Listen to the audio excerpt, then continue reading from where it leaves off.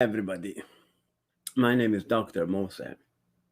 Today, I pre-recorded a video that I want to show you. So, I don't talk a lot myself, and I let other guests that I have talk, but only I say one thing, and that thing is don't let anybody rob your joy and keep your smile. So, if you follow me, if you heard the last week, I talked about mind, health, and body. How we can keep our mind, health, and body in a healthy position. If you're in any situation, listen to today and you will learn a lot. So, without any further ado, let us watch the pre-recorded video that I prepared it for you. Let's go to the video and play the video for you guys. In this video, you see how important it is. Joyful all the time.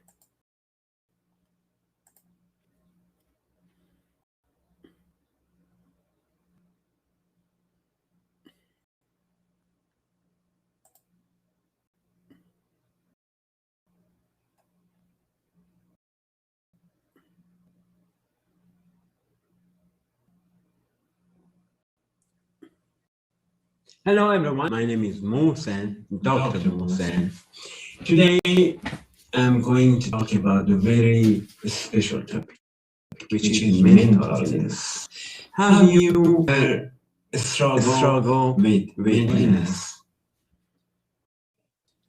What is your definition of mental illness? If your mood changes, do you consider yourself with mental illness? Have you ever met somebody with mental illness? What is your reaction to somebody in your family, in your circle of friends that they have mental illness?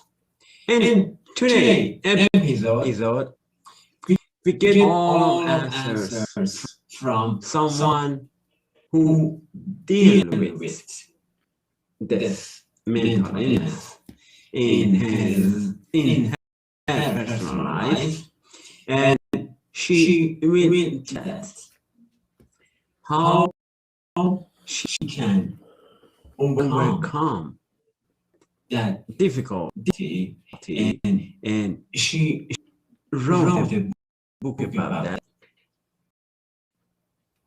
that she wants to raise awareness with mental illness.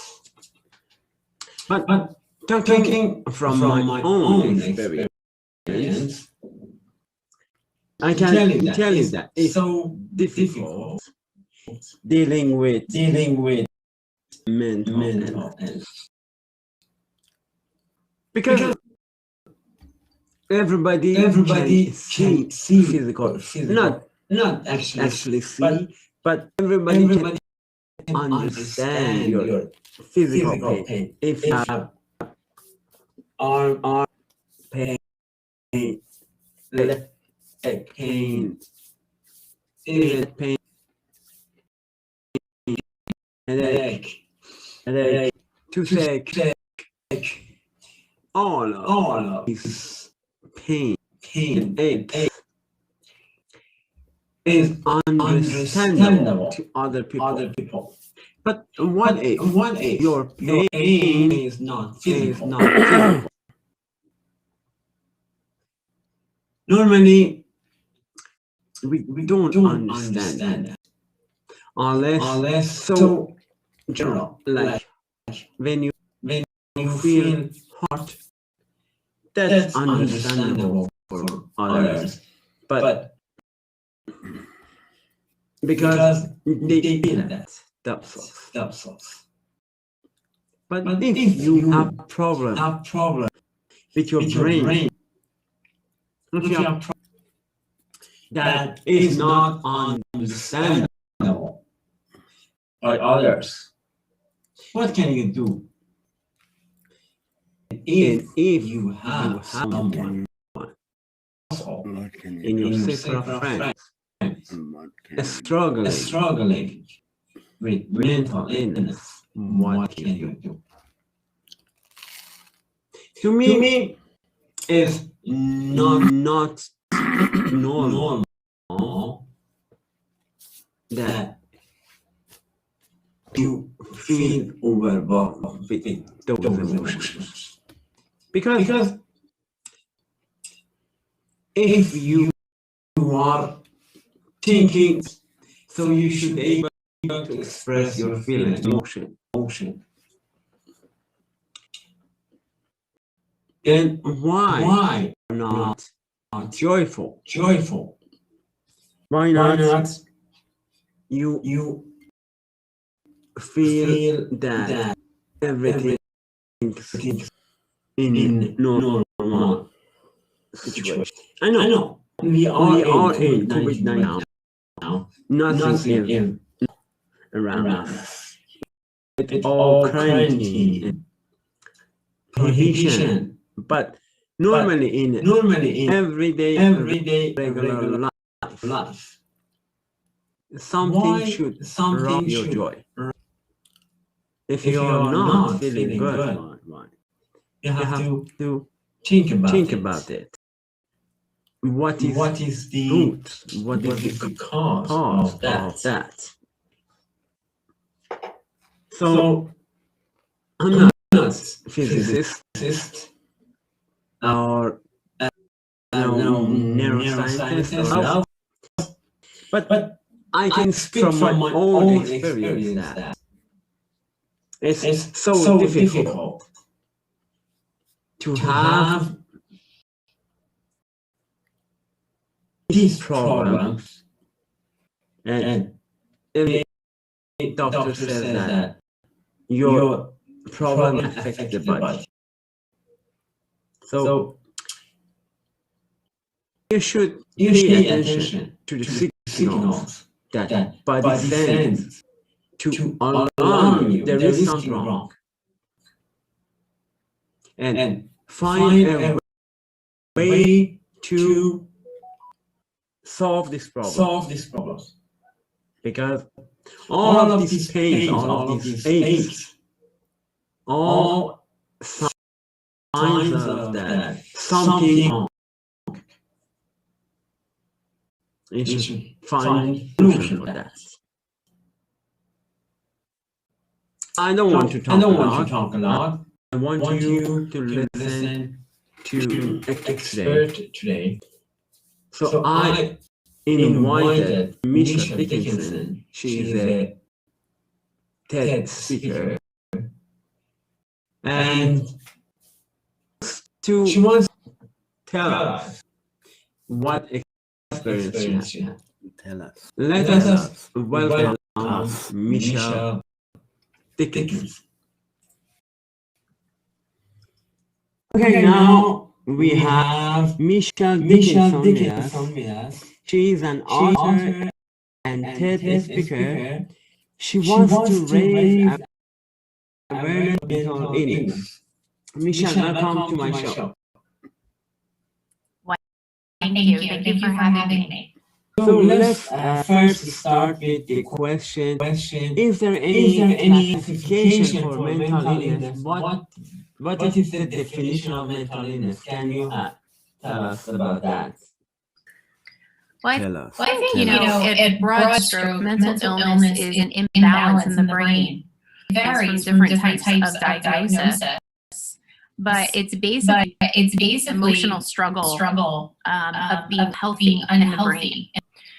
I think when we start to refer to illnesses of the brain, we start to think as something that is much more complex and much more challenging to treat. I am not a clinician, but I will tell you that relationship to brain health is something that we all need to, because it is just another organ. Oh, that's good. Because Yes, I myself, I experienced experienced mental mental illness illness as as well. well. When I almost 20 years ago, when I immigrated to Canada, so I was alone, I was under a lot of pressure, so I got depressed, and it get worse and worse. And I was hearing voices, and I go to the doctor. Doctor told me it's schizophrenic, and you have to eat pills for the rest of your life. But fortunately, I could manage to discontinue the the drug, drug, and and I'm well well right now as I'm time being, being, and there is no sign of the mental illness. So I know how how difficult it is. Yeah, I was diagnosed with depression too, a couple of years ago, just because of a life event. I was going through a divorce, and I grew up with a mom who had bipolar disorder, but I was adopted, so I never thought I would ever deal with something. But I was struggling, and I was dealing with depression, and depression can be a really hard thing to navigate. So it takes something. It takes courage to reach out, and you did, right? You went to a doctor for support, and I did the same thing. I didn't have reaching out for support because I just knew I wanted to feel better. I knew I wanted to get well, and that's not something that you just ignore and hope it goes away. You actually need to have a conversation with somebody about how you're feeling. So If it's about a relationship, how we can relate to someone who has mental illness in family or friends, or what we can do. Yeah, I think a lot of times what we think we have to do is fix it, but we don't have to fix it, and we take that on. We're afraid to even address it. The power of simply listening to someone and asking them how they're doing can be extraordinary. So I would first and foremost say, don't step over it. If you see someone is struggling, extend yourself to them and say, hey, how are you doing? You don't seem well. You don't seem like yourself. You don't seem like that I know you to be. Are you okay? Are you doing okay? And that can go really far. So if you're demonstrating severe signs of depression, and you just want to know what the signs and symptoms are, there's a website, the National Alliance on Mental Illness.org, where you can go and you can look at the clinical symptoms associated with depression, along with other resources.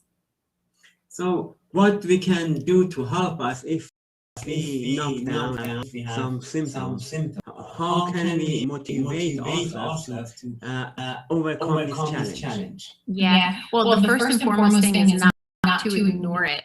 If your emotions and your feelings and your joy, you need to be strong enough to talk to someone. Find someone that you trust. It could be a friend, it could be a family member, it could be a parent, and just talk. The first step is to acknowledge how you're feeling. And in our society, we're so busy. We just keep going. Just keep moving to the next, and pause to really acknowledge. I am not feeling well. So making sure that you're checking with yourself and you're connecting with someone that you trust, who can help you figure it out and bridge you to support. So can you tell us about what you written in the books that your life story? Can you explain? Yeah, thank you for asking. So I wrote a memoir, breaking into my life, which is the story of a little girl growing up with a mother who had bipolar disorder, and how that experience shaped me. And I wanted people to understand mental illness. I wanted to humanize that experience. With bipolar disorder, there's rapid high mania, and then depressive. So I take my reader on a journey with me to really understand mental illness. Because in our society we have stigma around mental illness, and if people are more educated about it, they won't stigmatize it. So the purpose of my book was humanize really mental health and really open up the dialogue about it. Yeah, nowadays getting better, but I remember before, if somebody goes to their stress, they said he's crazy, and something like that. They label someone who goes to doctologist or psychiatrist, they label as a mad or something like this. We are getting better and better to know these things. So there is a lot of disease that we don't know exists. So it's something like. But what we can do to educate the children to deal with mental illness. You know, I think it all starts with our language around mental health, right? And relating to mental health, not as being mentally well and mentally ill. You know, is we're complex human beings, and we ride across almost a compendium of mental wellness. And some days we're not going to be well, and some days we are going to be well. So it's understanding that we're complex and we're going to have moments where we're not doing well. It doesn't categorize you as mentally ill. It just means you're struggling for that moment and navigating the best of your ability. I think when it comes to our children, the most important thing we need to do is normalize the conversation to them when they're young. What is brain health? What are your emotions? How are you feeling? You know, as adults, we wake up in the morning on our physical body for the pain points that maybe we have from an earlier workout or something that we've done. But we're not reflecting on how we're feeling mentally, how we're feeling emotionally. So I think we have a responsibility to raise a generation of children that have a completely healthy relationship to their brain and no restrictions about expressing if they're not feeling well emotionally. So, what do you think there is behind the mental illness? Yeah. Do you have any idea what caused? I know there is no specific reason for mental illness. What's the root of that? You know, I think that if you were to ask scientists, neuroscientists, clinicians, they would probably say, you know, it's nurture or no, it could be your heritage, you know, where you come from, your family, you know, your bloodline. As an adopted young girl, I would never deal with my mother's depression. But I grew up with stress. That shaped me, completely shaped me. And I was diagnosed with depression because of a life event. So, I mean, you could argue it comes from family, our parents, or it can come from just a life event that's challenging. So it could be both. I don't know that. You know, we can say it's specifically, it's in the brain from your generation, from your parents. Anyone is vulnerable for a mental illness at any given point in their life. And nowadays, the doctor says that the pain in your body is related to the mental. If you have something wrong with your mind, it might be stress, and it affects your body. You feel pain in your body. Yeah, I mean, there's a lot of great books about that, about how we manifest physical ailments based on our thought processes, and I find that fascinating. I mean, there's a book called You Can Be Your Life by Louise Hay, and she talks about the metaphysical connection between your physical issues and your thought patterns. So I'm a believer that our mind and our thoughts can affect our physical wellness. So yeah, important perspective that not everyone is willing to explore. Yes, I'm a strong believer thinking positive, but we shouldn't problem, as you said. Right. You have to acknowledge it, but Yeah.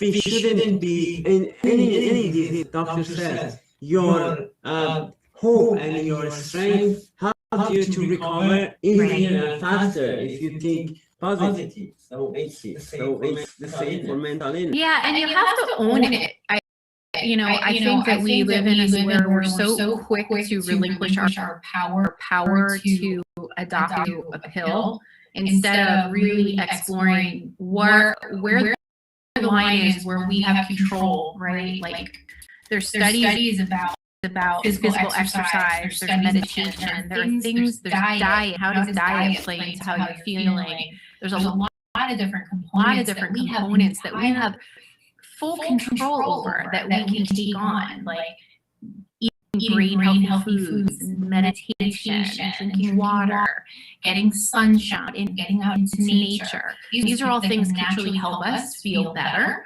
and then also ask a clinician for support.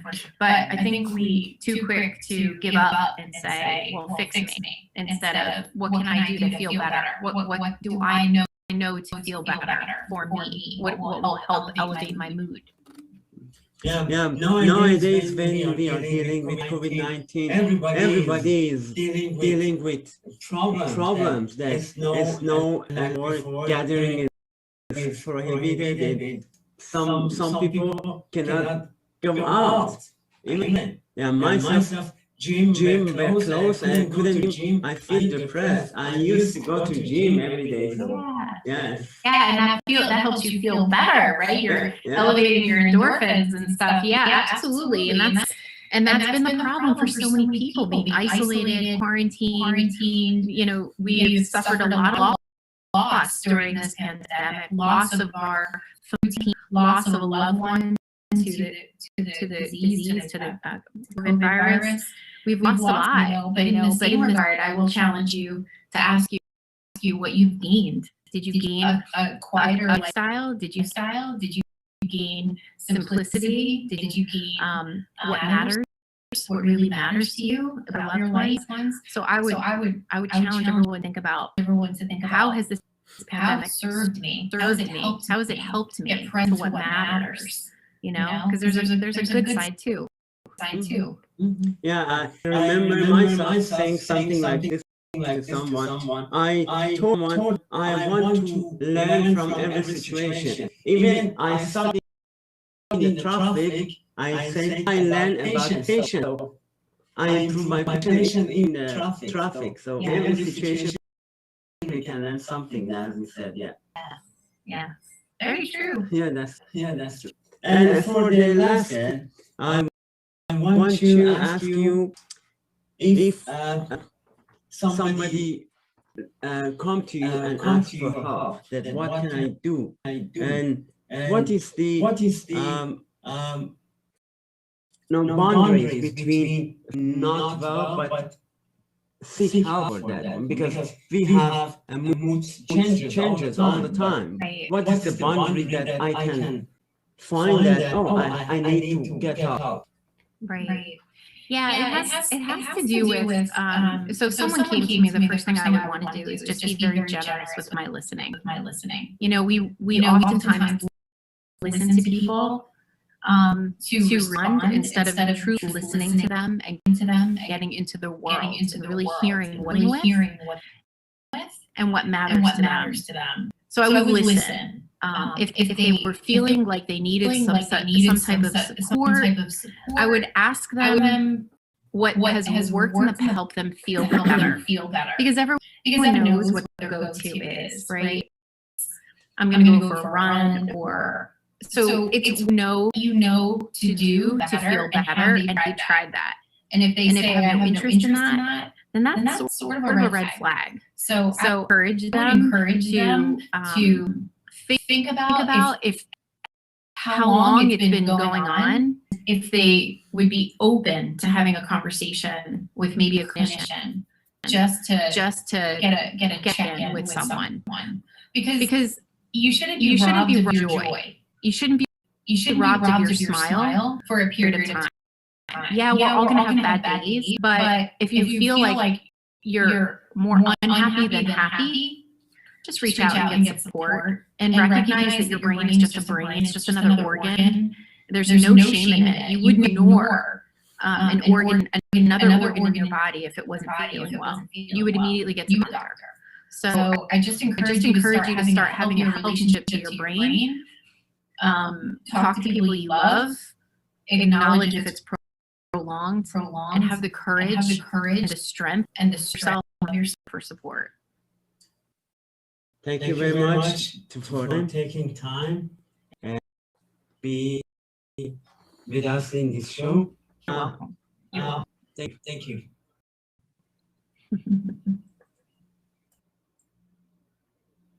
Okay, let me, guys.